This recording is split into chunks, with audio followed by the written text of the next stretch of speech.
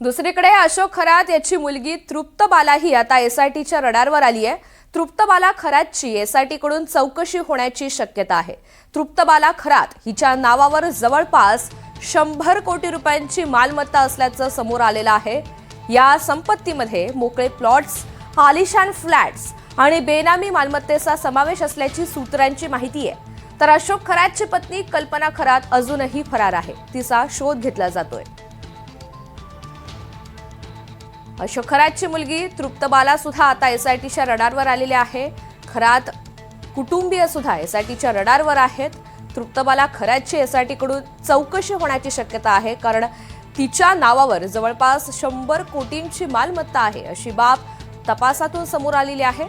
याचा सखोल तपास केला जाईल। या संपत्तीमध्ये मोकळे प्लॉट्स असतील, आलिशान फ्लॅट्स आणि बेनामी मालमत्तेचा समावेश आहे। जो संशय एसआयटीला आहे त्या अनुषंगाने तृप्त बाला खरात हिची सुद्धा आज चौकशी केली जाईल। दुसरीकडे अशोक खरात याची पत्नी कल्पना खरात अजूनही फरार आहे।